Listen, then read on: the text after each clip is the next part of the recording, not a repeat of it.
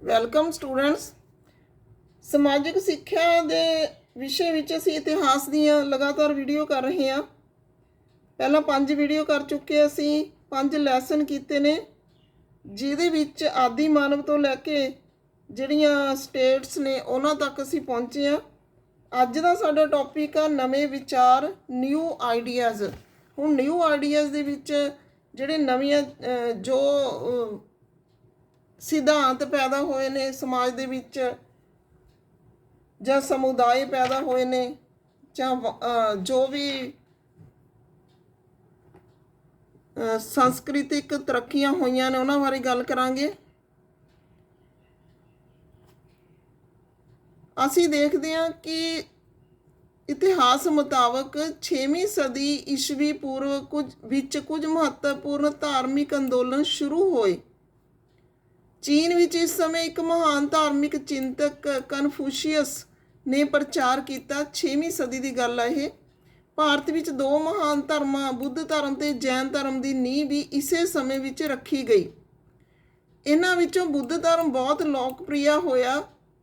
ਇਸ ਦਾ ਪ੍ਰਚਾਰ ਸੰਸਾਰ ਦੇ ਬਹੁਤ ਸਾਰੇ ਭਾਗਾਂ ਵਿੱਚ ਹੋਇਆ। ਇਸ ਧਰਮ ਦੇ ਸੰਸਥਾਪਕ ਗੌਤਮ ਬੁੱਧ ਸਨ, ਜਿਨ੍ਹਾਂ ਦਾ ਅਸਲ ਨਾਮ ਸਿਧਾਰਥ ਸੀ। ਉਹ ਮਹਾਤਮਾ ਬੁੱਧ ਦੇ ਨਾਮ ਨਾਲ ਪ੍ਰਸਿੱਧ ਹੋਏ, ਜਿਹੜਾ ਕਿ ਉਹਨਾਂ ਨੂੰ ਗਿਆਨ ਪ੍ਰਾਪਤੀ ਦੇ ਬਾਅਦ ਦਿੱਤਾ ਗਿਆ। ਬੁੱਧ ਦਾ ਅਰਥ ਹੈ ਗਿਆਨਵਾਨ ਪੁਰਸ਼। ਮਹਾਤਮਾ ਬੁੱਧ ਨੇ ਵਾਰਾਣਸੀ ਦੇ ਨੇੜੇ ਸਾਰਨਾਥ ਵਿੱਚ 5 ਭਿਕਸ਼ੂਆਂ ਨੂੰ ਪਹਿਲਾਂ ਆਪਣਾ ਉਪਦੇਸ਼ ਦਿੱਤਾ। ਇਸ ਤੋਂ ਪਿੱਛੋਂ ਉਹਨਾਂ ਨੇ ਆਪਣਾ ਸਾਰਾ ਜੀਵਨ ਲੋਕਾਂ ਦੇ ਧਰਮ ਦਾ ਉਪਦੇਸ਼ ਦੇਣ ਵਿੱਚ ਬਤੀਤ ਕੀਤਾ। ਉਹਨਾਂ ਦੀਆਂ ਸਿੱਖਿਆਵਾਂ, ਜੋ ਬੁੱਧ ਧਰਮ ਦੇ ਮੁੱਖ ਸਿਧਾਂਤ ਹਨ, ਸਰਲ ਪਰ ਅਰਥਪੂਰਨ ਹਨ। ਉਹਨਾਂ ਨੇ 4 ਸੱਚਾਈਆਂ ਬਾਰੇ ਦੱਸਿਆ। ਨੰਬਰ 1, ਸੰਸਾਰ ਦੁੱਖਾਂ ਦਾ ਘਰ ਹੈ। ਦੁੱਖਾਂ ਦਾ ਕਾਰਨ ਇੱਛਾਵਾਂ ਹਨ।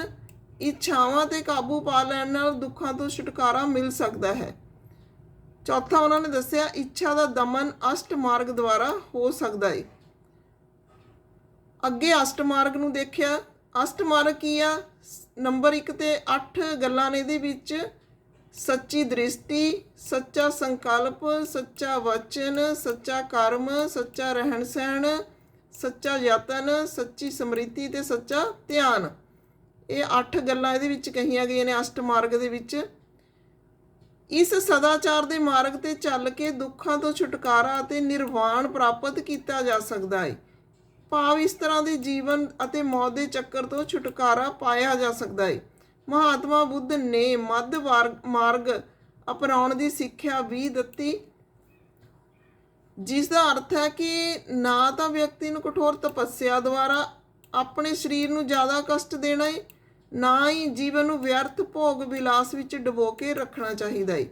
ਉਹਨਾਂ ਨੇ ਬੋਧੀ ਸੰਘ ਦੀ ਸਥਾਪਨਾ ਕੀਤੀ, ਜੋ ਕਿ ਬੋਧੀ ਭਿਕਸ਼ੂਆਂ ਦੀ ਸਰਵਉੱਚ ਸੰਸਥਾ ਹੈ। ਸਾਰੇ ਭਿਕਸ਼ੂਆਂ ਤੇ ਭਿਕਸ਼ੂਣੀਆਂ ਸੰਘ ਦੇ ਮੈਂਬਰ ਹੁੰਦੇ ਨੇ। ਉਹ ਲੋਕ ਜੋ ਭਿਕਸ਼ੂ ਨਹੀਂ ਬਣਨਾ ਚਾਹੁੰਦੇ, ਉਹ ਵੀ ਉਪਾਸਕ ਦੇ ਰੂਪ ਵਿੱਚ ਧਰਮ ਦਾ ਪਾਲਣ ਕਰ ਸਕਦੇ ਨੇ। ਮਹਾਤਮਾ ਬੁੱਧ ਦੀ ਮੌਤ ਤੋਂ ਪਿੱਛੋਂ ਛੇਤੀ ਹੀ ਉਹਨਾਂ ਦਾ ਧਰਮ ਦੂਰ ਦੂਰ ਤੱਕ ਫੈਲ ਗਿਆ। ਕਈ ਮਹਾਨ ਰਾਜਿਆਂ ਨੇ ਇਸ ਧਰਮ ਨੂੰ ਅਪਣਾਇਆ, ਉਸ ਨੂੰ ਸਰਪ੍ਰਸਤੀ ਦਿੱਤੀ। ਇਹਨਾਂ ਵਿੱਚੋਂ ਅਸ਼ੋਕ, ਕਨਿਸ਼ਕ, ਹਰਸ਼ਵਰਧਨ ਆਦਿ ਰਾਜੇ ਨੇ ਜਿਹੜੇ ਉਹ ਪ੍ਰਸਿੱਧ ਨੇ। ਅਸ਼ੋਕ ਨੇ ਬੁੱਧ ਧਰਮ ਦੇ ਬਹੁਤ ਸਾਰੇ ਪ੍ਰਚਾਰਕ ਵਿਦੇਸ਼ਾਂ ਵਿੱਚ ਭੇਜੇ। ਉਸਦੇ ਯਤਨਾਂ ਨਾਲ ਬੁੱਧ ਧਰਮ ਚੀਨ, ਮਿਆਂਮਾਰ, ਬਰਮਾ ਜਿਹਨੂੰ ਕਹਿੰਦੇ ਅਸੀਂ, ਸ਼੍ਰੀਲੰਕਾ, ਮੱਧ ਏਸ਼ੀਆ, ਦੱਖਣੀ ਪੂਰਬੀ ਏਸ਼ੀਆ ਦੇ ਬਹੁਤ ਸਾਰੇ ਦੇਸ਼ਾਂ ਵਿੱਚ ਫੈਲ ਗਿਆ। ਕੁਸ਼ਾਣ ਕਾਲ ਵਿੱਚ ਬੁੱਧ ਧਰਮ 2 ਹਿੱਸਿਆਂ ਮਹਾਯਾਨ ਤੇ ਹੀਨਯਾਨ ਵਿੱਚ ਵੰਡਿਆ ਗਿਆ। ਮਹਾਯਾਨ ਦਾ ਅਰਥ ਹੈ ਵੱਡਾ ਯਾਨ, ਜਹਾਜ਼। ਇਸ ਦੇ ਅਨੁਯਾਈ ਬੁੱਧ ਦੀ ਮੂਰਤੀ ਪੂਜਾ ਵਿੱਚ ਵਿਸ਼ਵਾਸ ਰੱਖਦੇ ਸਨ, ਭਗਵਾਨ ਦੇ ਰੂਪ ਵਿੱਚ ਵੀ ਬੁੱਧ ਦੀ ਪੂਜਾ ਕਰਦੇ ਸਨ। ਹੀਨਯਾਨ ਦੇ ਅਨੁਯਾਈ ਮਹਾਤਮਾ ਬੁੱਧ ਨੂੰ ਇੱਕ ਮਹਾਨ ਪ੍ਰਚਾਰਕ ਮੰਨਦੇ ਹੋਏ ਉਹਨਾਂ ਦੀਆਂ ਸਿੱਖਿਆਵਾਂ ਦਾ ਪਾਲਣ ਕਰਦੇ ਸਨ। ਜੈਨ ਧਰਮ ਆ ਜਿਹੜਾ ਉਹ ਭਾਰਤ ਦਾ ਪ੍ਰਾਚੀਨ, ਸੁਤੰਤਰ ਤੇ ਵਿਗਿਆਨਕ ਧਰਮ ਆ। ਇਸ ਧਰਮ ਦੇ ਪਹਿਲੇ ਸੰਸਥਾਪਕ ਭਗਵਾਨ ਰਿਸ਼ਭਦੇਵ ਸਨ। ਇਹਨਾਂ ਨੂੰ ਪਹਿਲੇ ਤੀਰਥੰਕਾਰ ਕਿਹਾ ਜਾਂਦਾ ਹੈ। ਜੈਨ ਧਰਮ ਦੇ ਕੁੱਲ 24 ਤੀਰਥੰਕਾਰ ਹੋਏ।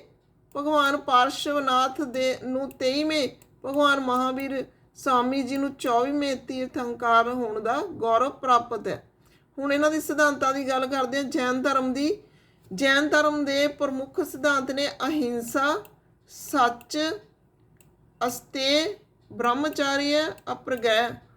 ਅਹਿੰਸਾ ਦਾ ਮਤਲਬ ਕਿਸੇ ਜੀਵ ਦੀ ਹੱਤਿਆ ਨਾ ਕਰਨਾ, ਸੱਚ ਸਦਾ ਸੱਚ ਬੋਲਣਾ, ਅਸੀਂ ਤੇ ਚੋਰੀ ਨਾ ਕਰਨਾ, ਬ੍ਰਹਮਚਾਰੀय ਸੰਯਮ ਪੂਰਵਕ ਜੀਵਨ ਬਤੀਤ ਕਰਨਾ, ਅਪਰਗ੍ਰਹਿ ਦਾ ਮਤਲਬ ਜ਼ਰੂਰਤ ਤੋਂ ਜ਼ਿਆਦਾ ਇਕੱਠਾ ਨਾ ਕਰਨਾ। ਜੈਨ ਧਰਮ ਹਰੇਕ ਜੀਵ ਵਿੱਚ ਪਰਮਾਤਮਾ ਦੀ ਹੋਂਦ ਨੂੰ ਸਵੀਕਾਰ ਕਰਦਾ ਹੈ। ਪ੍ਰਿਥਵੀ, ਪਾਣੀ, ਹਵਾ, ਅੱਗ ਤੇ ਸਾਰੀ ਬਨਸਪਤੀ ਵਿੱਚ ਆਤਮਾ ਦਾ ਨਿਵਾਸ ਹੁੰਦਾ ਹੈ। ਇਹ ਧਰਮ ਬਨਸਪਤੀ ਦੀ ਰੱਖਿਆ ਤੇ ਵਾਤਾਵਰਣ ਦੀ ਸੰਭਾਲ ਦੇ ਪੱਖ ਵਿੱਚ ਹੈ। ਇਹਨਾਂ ਦਾ ਵਿਸ਼ਵਾਸ ਹੈ ਕਿ ਹਰੇਕ ਆਤਮਾ ਆਪਣੇ ਚੰਗੇ ਕਰਮਾਂ ਕਾਰਨ ਈਸ਼ਵਰ ਨੂੰ ਪ੍ਰਾਪਤ ਕਰ ਸਕਦੀ ਹੈ। ਸੱਚੀ ਸ਼ਰਧਾ, ਸੱਚੇ ਗਿਆਨ, ਸੱਚਾ ਆਚਰਣ ਦੁਆਰਾ ਨਿਰਵਾਣ ਪ੍ਰਾਪਤ ਕੀਤਾ ਜਾ ਸਕਦਾ ਹੈ। ਇਹਨਾਂ ਨੂੰ ਤ੍ਰਿਰਤਨ ਕਿਹਾ ਜਾਂਦਾ ਹੈ। ਜੈਨ ਧਰਮ ਦੇ ਪਹਿਲੇ ਦੋ ਜਿਹੜੇ ਸੰਪਰਦਾਇ ਨੇ ਉਹ ਨੇ ਦਿਗੰਬਰ ਤੇ ਸ਼ਵੇਤਾਂਬਰ। ਜੈਨ ਧਰਮ ਦੇ ਦੋ ਸੰਪਰਦਾਇ ਕਿਹੜੇ ਨੇ? ਦਿਗੰਬਰ ਤੇ ਸ਼ਵੇਤਾਂਬਰ। ਦਿਗੰਬਰ ਮੁਨੀ ਕੱਪੜੇ ਨਹੀਂ ਪਹਿਨਦੇ, ਸ਼ਵੇਤਾਂਬਰ ਮੁਨੀ ਚਿੱਟੇ ਕੱਪੜੇ ਪਹਿਨਦੇ ਨੇ। ਜੈਨ ਧਰਮ ਦੇ ਅਨੁਯਾਈ ਸ਼ਾਕਾਹਾਰੀ ਹੁੰਦੇ ਨੇ। ਵੇਦ ਹੁਣ ਜੈਨ ਧਰਮ ਤੱਕ, ਬੁੱਧ ਧਰਮ, ਜੈਨ ਧਰਮ ਦੀ ਗੱਲ ਤੋਂ ਬਾਅਦ ਹੁਣ ਅਸੀਂ ਵੇਦਾਂ ਦੀ, ਮਹਾਕਾਵੀ, ਸਭਾ ਤੇ ਸੰਮਤੀਆਂ ਦੀ ਗੱਲ ਕਰਾਂਗੇ।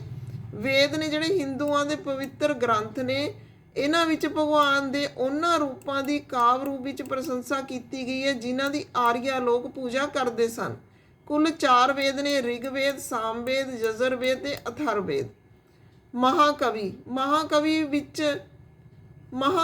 ਵਿੱਚ ਮਹਾਨ ਨਾਇਕਾਂ ਦੀਆਂ ਵੀਰ ਗਾਥਾਵਾਂ ਤੇ ਉਹਨਾਂ ਦੇ ਯੁੱਧਾਂ ਤੇ ਘਟਨਾਵਾਂ ਦਾ ਵਰਣਨ ਕਾਵਿ ਰੂਪ ਵਿੱਚ ਕੀਤਾ ਗਿਆ ਹੈ।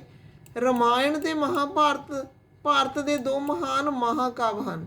ਸਭਾ ਤੇ ਸੰਮਤੀ ਰਾਜ ਦੇ ਕੰਮਾਂ ਵਿੱਚ ਰਾਜੇ ਨੂੰ ਸਹਾਇਤਾ ਦੇਣ ਵਾਲੀਆਂ ਲੋਕਾਂ ਦੀਆਂ ਮਹੱਤਵਪੂਰਨ ਸੰਸਥਾਵਾਂ ਸਨ। ਵਿਸ਼ ਤੇ ਜਨ, ਪਰਿਵਾਰਾਂ ਵਿੱਚ ਰਹਿਣ ਵਾਲਿਆਂ ਨੂੰ ਵਿਸ਼ ਤੇ ਸਮੂਹਾਂ ਵਿੱਚ ਰਹਿਣ ਵਾਲਿਆਂ ਨੂੰ ਜਨ ਕਿਹਾ ਜਾਂਦਾ ਹੈ।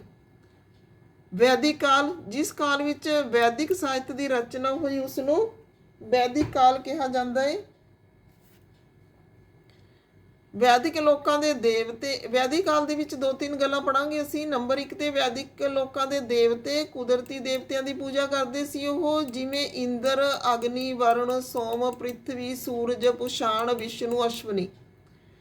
ਵੈਦਿਕ ਕਾਲ ਦਾ ਸਮਾਜਿਕ ਜੀਵਨ, ਵਰਨ ਵਿਵਸਥਾ ਕਿਸ ਤਰ੍ਹਾਂ ਦੀ ਸੀ? 4 ਵਰਨਾਂ ਵਿੱਚ ਸਮਾਜ ਵੰਡਿਆ ਹੋਇਆ ਸੀ। ਬ੍ਰਾਹਮਣ ਬੁੱਧੀਜੀਵੀ ਵਰਗ ਸੀ, ਇਹਨਾਂ ਦਾ ਕੰਮ ਪੜ੍ਹਾਉਣਾ ਤੇ ਧਾਰਮਿਕ ਕੰਮ ਕਰਨਾ ਹੁੰਦਾ ਸੀ। ਖੱਤਰੀਆਂ ਦਾ ਕੰਮ ਯੁੱਧ ਕਰਨਾ। ਵੈਸ਼ ਵਰਗ ਵਿੱਚ ਕਿਸਾਨ ਤੇ ਵਪਾਰੀ ਸਨ। ਸ਼ੂਦਰ ਦਾਸ ਵਰਗ ਨਾਲ ਸੰਬੰਧਿਤ ਸਨ। ਪਰਿਵਾਰ ਵਿੱਚ ਮਾਤਾ ਪਿਤਾ, ਬੱਚੇ, ਭੈਣ ਭਰਾ ਆਦਿ ਆਉਂਦੇ ਸਨ। ਸਾਂਝਾ ਪਰਿਵਾਰ ਪ੍ਰਥਾ ਪ੍ਰਚਲਿਤ ਸੀ। ਪਿਤਾ ਹੀ ਪਰਿਵਾਰ ਦਾ ਮੁਖੀਆ ਹੁੰਦਾ ਸੀ। ਇਸਤਰੀਆਂ ਦੀ ਸਥਿਤੀ ਸੀਗੀ ਜਿਹੜੀ ਉਹਨਾਂ ਦਾ ਬਹੁਤ ਸਨਮਾਨ ਕੀਤਾ ਜਾਂਦਾ ਸੀ। ਉਹ ਪੜ੍ਹੀਆਂ ਲਿਖੀਆਂ ਹੁੰਦੀਆਂ ਸੀ, ਆਪਣੀ ਇੱਛਾ ਅਨੁਸਾਰ ਵਿਆਹ ਕਰਵਾ ਸਕਦੀਆਂ ਸੀ। ਭੋਜਨ, ਵੈਦਿਕ ਲੋਕਾਂ ਦਾ ਭੋਜਨ ਸਾਦਾ ਪਰੰਤੂ ਪੌਸ਼ਟਿਕ ਹੁੰਦਾ ਸੀ। ਕਣਕ, ਚਾਵਲ, ਦਾਲਾਂ, ਫਲ, ਸਬਜ਼ੀਆਂ, ਦੁੱਧ, ਮੱਖਣ, ਘਿਓ ਆਦਿ ਉਹਨਾਂ ਦਾ ਮੁੱਖ ਭੋਜਨ ਪਦਾਰਥ ਸਨ। ਆਰਥਿਕ ਗਤੀਵਿਧੀਆਂ, ਵੈਦਿਕ ਲੋਕਾਂ ਦੀਆਂ ਮੁੱਖ ਆਰਥਿਕ ਗਤੀਵਿਧੀਆਂ ਕੀ ਸੀਗੀਆਂ? ਖੇਤੀਬਾੜੀ, ਪਸ਼ੂ ਪਾਲਨ, ਕਾਰੀਗਰੀ ਤੇ ਵਪਾਰ। ਹੁਣ ਅਸੀਂ ਉਪਨਿਸ਼ਦਾਂ ਦੀ ਗੱਲ ਕਰਾਂਗੇ। ਜਿਸ ਸਮੇਂ ਬੁੱਧ ਉਪਦੇਸ਼ ਦੇ ਰਹੇ ਸਨ ਉਸ ਸਮੇਂ, ਉਸ ਤੋਂ ਵੀ ਥੋੜ੍ਹਾ ਪਹਿਲਾਂ, ਦੂਸਰੇ ਹੋਰ ਚਿੰਤਕ ਵੀ ਕਠਿਨ ਪ੍ਰਸ਼ਨਾਂ ਦੇ ਉੱਤਰ ਲੱਭਣ ਦਾ ਯਤਨ ਕਰ ਰਹੇ ਸਨ। ਉਹਨਾਂ ਵਿੱਚੋਂ ਕੁਝ ਮੌਤ ਤੇ ਬਾਅਦ ਦੇ ਜੀਵਨ ਬਾਰੇ ਜਾਣਨਾ ਚਾਹੁੰਦੇ ਸਨ, ਜਦਕਿ ਹੋਰ ਜੱਗਾਂ ਦੀ ਉਪਯੋਗਤਾ ਦੇ ਬਾਰੇ ਜਾਣਨ ਦੇ ਉਤਸੁਕ ਸਨ।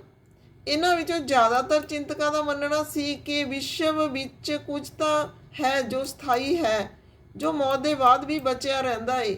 ਉਹਨਾਂ ਨੇ ਇਸ ਦਾ ਵਰਣਨ ਆਤਮਾ ਜਾਂ ਬ੍ਰਹਮ ਜਾਂ ਸਰਵਭੌਮ ਆਤਮਾ ਦੇ ਰੂਪ ਵਿੱਚ ਕੀਤਾ। ਉਹ ਮੰਨਦੇ ਸਨ ਕਿ ਅੰਤਰ ਆਤਮਾ ਅਤੇ ਬ੍ਰਹਮ ਇੱਕ ਹੀ ਚੀਜ਼ ਹਨ। ਅਜਿਹੇ ਕਈ ਵਿਚਾਰਾਂ ਦਾ ਸੰਕਲਨ ਉਪਨਿਸ਼ਦਾਂ ਵਿੱਚ ਹੋਇਆ ਹੈ। ਉਪਨਿਸ਼ਦ ਨੇ ਜਿਹੜੇ ਉਹ ਵੈਦਿਕ ਗ੍ਰੰਥਾਂ ਦਾ ਹਿੱਸਾ ਨੇ। ਉਪਨਿਸ਼ਦ ਦਾ ਸ਼ਾਬਦਿਕ ਅਰਥ ਹੈ ਗੁਰੂ ਦੇ ਨੇੜੇ ਬੈਠਣਾ। ਇਹਨਾਂ ਗ੍ਰੰਥਾਂ ਵਿੱਚ ਅਧਿਆਪਕਾਂ ਅਤੇ ਵਿਦਿਆਰਥੀਆਂ ਦੇ ਵਿਚਕਾਰ ਗੱਲਬਾਤ ਦਾ ਸੰਕਲਨ ਕੀਤਾ ਗਿਆ ਹੈ। ਆਮ ਤੌਰ 'ਤੇ ਇਹ ਵਿਚਾਰ ਸਧਾਰਨ ਗੱਲਬਾਤ ਦੇ ਰੂਪ ਵਿੱਚ ਪੇਸ਼ ਕੀਤੇ ਹੋਏ ਹਨ। ਇਹਨਾਂ ਵਿਚਾਰ ਵਟਾਂਦਰਿਆਂ ਵਿੱਚ ਭਾਗ ਲੈਣ ਵਾਲੇ ਜ਼ਿਆਦਾਤਰ ਪੁਰਸ਼ ਬ੍ਰਾਹਮਣ ਅਤੇ ਰਾਜੇ ਹੁੰਦੇ ਸਨ। ਕਦੇ-ਕਦੇ ਗਾਰਗੀ ਵਰਗੀ ਇਸਤਰੀ ਵਿਚਾਰਕਾਂ ਦਾ ਵੀ ਉਲੇਖ ਮਿਲਦਾ ਹੈ। ਵਿਦਵਤਾ ਦੇ ਲਈ ਪ੍ਰਸਿੱਧ ਗਾਰਗੀ ਰਾਜ ਦਰਬਾਰਾਂ ਵਿੱਚ ਹੋਣ ਵਾਲੀ ਬਹਿਸ ਵਿੱਚ ਭਾਗ ਲਿਆ ਕਰਦੀ ਸੀ। ਗਰੀਬ ਵਿਅਕਤੀ ਇਸ ਤਰ੍ਹਾਂ ਦੀ ਬਹਿਸ ਵਿੱਚ ਬਹੁਤ ਹੀ ਘੱਟ ਹਿੱਸਾ ਲੈਂਦੇ ਸਨ। ਇਸ ਤਰ੍ਹਾਂ ਇੱਕ ਪ੍ਰਸਿੱਧ ਅਪਵਾਦ ਸਤਿਆਕਾਮ ਜਾਵਾਲ ਦਾ ਹੈ। ਸਤਿਆਕਾਮ ਜਾਵਾਲ ਦਾ ਨਾਮ ਉਸ ਦੀ ਦਾਦੀ ਮਾਂ ਦੇ ਨਾਮ ਤੇ ਪਿਆ। ਸਤਿਆਕਾਮ ਦੇ ਮਨ ਵਿੱਚ ਸੱਚ ਨੂੰ ਜਾਣਨ ਦੀ ਤੀਬਰ ਜਿਗਿਆਸਾ ਪੈਦਾ ਹੋਈ। ਗੌਤਮ ਨਾਮਕ ਇੱਕ ਬ੍ਰਾਹਮਣ ਨੇ ਉਸ ਨੂੰ ਆਪਣੇ ਚੇਲੇ ਦੇ ਰੂਪ ਵਿੱਚ ਸਵੀਕਾਰ ਕੀਤਾ। ਉਹ ਆਪਣੇ ਸਮੇਂ ਦੇ ਸਭ ਤੋਂ ਪ੍ਰਸਿੱਧ ਵਿਚਾਰਕਾਂ ਵਿੱਚੋਂ ਇੱਕ ਬਣ ਗਏ। ਉਪਨਿਸ਼ਦਾਂ ਦੇ ਕਈ ਵਿਚਾਰਾਂ ਦਾ ਵਿਕਾਸ ਬਾਅਦ ਵਿੱਚ ਪ੍ਰਸਿੱਧ ਵਿਚਾਰਕ ਸ਼ੰਕਰਾਚਾਰੀਆ ਦੁਆਰਾ ਕੀਤਾ ਗਿਆ। ਸੰਘ ਮਹਾਵੀਰ ਤੇ ਬੁੱਧ ਦੋਨਾਂ ਦਾ ਮੰਨਣਾ ਸੀ ਕਿ ਘਰ ਦਾ ਤਿਆਗ ਕਰਨ ਤੇ ਹੀ ਸੱਚੇ ਗਿਆਨ ਦੀ ਪ੍ਰਾਪਤੀ ਹੋ ਸਕਦੀ ਹੈ। ਅਜਿਹੇ ਲੋਕਾਂ ਲਈ ਉਹਨਾਂ ਨੇ ਸੰਘ ਨਾਮਕ ਸੰਗਠਨ ਬਣਾਇਆ ਜਿੱਥੇ ਘਰ ਦਾ ਤਿਆਗ ਕਰਨ ਵਾਲੇ ਲੋਕ ਇਕੱਠੇ ਰਹਿ ਸਕਣ। ਸੰਘ ਵਿੱਚ ਰਹਿਣ ਵਾਲੇ ਬੌਧ ਭਿਕਸ਼ੂਆਂ ਦੇ ਲਈ ਬਣਾਏ ਗਏ ਨਿਯਮ ਵਿਨੈਪਟਿਕ ਨਾਮਕ ਗ੍ਰੰਥ ਵਿੱਚ ਮਿਲਦੇ ਨੇ। ਵਿਨੈਪਟਿਕ ਤੋਂ ਸਾਨੂੰ ਪਤਾ ਚੱਲਦਾ ਹੈ ਕਿ ਸੰਘ ਵਿੱਚ ਪੁਰਸ਼ਾਂ ਤੇ ਇਸਤਰੀਆਂ ਦੇ ਰਹਿਣ ਲਈ ਅਲੱਗ-ਅਲੱਗ ਵਿਵਸਥਾ ਸੀ। ਸਾਰੇ ਸੰਘ ਵਿੱਚ ਪ੍ਰਵੇਸ਼ ਲੈ ਸਕਦੇ ਸਨ। ਹਾਲਾਂਕਿ ਸੰਘ ਵਿੱਚ ਪ੍ਰਵੇਸ਼ ਦੇ ਲਈ ਬੱਚਿਆਂ ਨੂੰ ਆਪਣੇ ਮਾਤਾ-ਪਿਤਾ ਤੋਂ, ਦਾਸਾਂ ਨੂੰ ਆਪਣੇ ਸਵਾਮੀਆਂ ਤੋਂ, ਰਾਜੇ ਕੋਲ ਕੰਮ ਕਰਨ ਦੇ ਲੋਕਾਂ ਨੂੰ ਰਾਜੇ ਤੋਂ ਤੇ ਕਰਜ਼ਦਾਰਾਂ ਨੂੰ ਆਪਣੇ ਦੇਣਦਾਰਾਂ ਤੋਂ ਆਗਿਆ ਲੈਣੀ ਹੁੰਦੀ ਸੀ। ਇੱਕ ਇਸਤਰੀ ਨੂੰ ਇਸ ਦੇ ਲਈ ਆਪਣੇ ਪਤੀ ਤੋਂ ਆਗਿਆ ਲੈਣੀ ਹੁੰਦੀ ਸੀ। ਸੰਘ ਵਿੱਚ ਪ੍ਰਵੇਸ਼ ਲੈਣ ਵਾਲੇ ਇਸਤਰੀ ਪੁਰਸ਼ ਬਹੁਤ ਸਾਦਾ ਜੀਵਨ ਜਿਉਂਦੇ ਸਨ। ਉਹ ਆਪਣਾ ਜ਼ਿਆਦਾਤਰ ਸਮਾਂ ਧਿਆਨ ਕਰਨ ਵਿੱਚ ਬਿਤਾਉਂਦੇ ਸਨ ਅਤੇ ਦਿਨ ਦੇ ਇੱਕ ਨਿਸ਼ਚਿਤ ਸਮੇਂ ਵਿੱਚ ਉਹ ਪਿੰਡਾਂ ਤੇ ਸ਼ਹਿਰਾਂ ਵਿੱਚ ਜਾ ਕੇ ਭਿੱਖਿਆ ਮੰਗਦੇ ਸਨ। ਇਹੀ ਕਾਰਨ ਹੈ ਕਿ ਉਹਨਾਂ ਨੂੰ ਭਿਕਸ਼ੂ ਜਾਂ ਭਿਕਸ਼ਣੀਆਂ ਕਿਹਾ ਜਾਂਦਾ ਸੀ। ਉਹ ਲੋਕਾਂ ਨੂੰ ਸਿੱਖਿਆ ਦਿੰਦੇ ਸਨ ਤੇ ਨਾਲ ਹੀ ਇੱਕ ਦੂਸਰੇ ਦੀ ਸਹਾਇਤਾ ਵੀ ਕਰਦੇ ਸਨ। ਕਿਸੇ ਵੀ ਤਰ੍ਹਾਂ ਦੀ ਲੜਾਈ ਦਾ ਨਿਪਟਾਰਾ ਕਰਨ ਲਈ ਉਹ ਅਕਸਰ ਬੈਠਕਾਂ ਵੀ ਕਰਿਆ ਕਰਦੇ ਸਨ। ਸੰਘ ਵਿੱਚ ਪ੍ਰਵੇਸ਼ ਲੈਣ ਵਾਲਿਆਂ ਵਿੱਚ ਬ੍ਰਾਹਮਣ, ਖੱਤਰੀ, ਮਜ਼ਦੂਰ, ਨਾਈ, ਗਣਿਕਾਵਾਂ ਅਤੇ ਦਾਸ ਸ਼ਾਮਲ ਸਨ।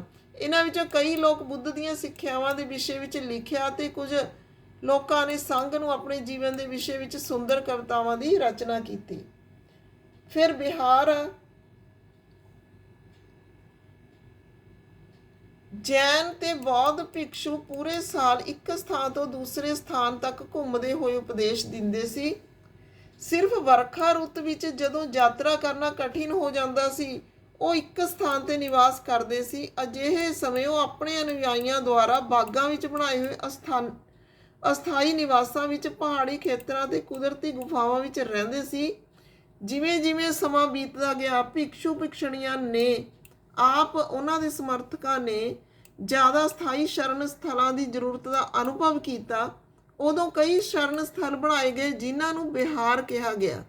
ਆਰੰਭਕ ਬਿਹਾਰ ਲੱਕੜ ਦੇ ਬਣਾਏ ਗਏ। ਬਾਅਦ ਵਿੱਚ ਇਹਨਾਂ ਦਾ ਨਿਰਮਾਣ ਇੱਟਾਂ ਦਾ ਪ੍ਰਯੋਗ ਨਾਲ ਹੋਣ ਲੱਗਾ। ਪੱਛਮੀ ਭਾਰਤ ਵਿੱਚ ਕੁਝ ਬਿਹਾਰ ਵਿਸ਼ੇਸ਼ ਕਰਕੇ ਪਹਾੜੀਆਂ ਨੂੰ ਕੱਟ ਕੇ ਬਣਾਏ ਗਏ। ਤਾਂ ਨਿਊ ਆਈਡੀਆਜ਼ ਕਹਿ ਸਕਦੇ ਹਾਂ ਅਸੀਂ, ਨਵੇਂ ਵਿਚਾਰ ਸਮਾਜ ਵਿੱਚ ਉਤਪੰਨ ਹੋਏ। ਜਿਉਂ-ਜਿਉਂ ਜਿਹੜੀ ਇਤਿਹਾਸ ਦਾ ਅੱਗੇ ਇਤਿਹਾਸ ਚੱਲਦਾ ਰਿਹਾ ਤਾਂ ਨਵੇਂ ਕਨਸੈਪਟ ਨੇ ਜਿਹੜੇ ਉਹਦੇ ਵਿੱਚ ਐਡ ਹੁੰਦੇ ਰਹੇ। ਅੱਜ ਦੀ ਵੀਡੀਓ ਦੇ ਵਿੱਚ ਇੰਨਾ ਹੀ। ਅੱਗੇ ਫਿਰ ਮਿਲਦੇ ਹਾਂ ਨੈਕਸਟ ਵੀਡੀਓ ਵਿੱਚ। Okay, thanks.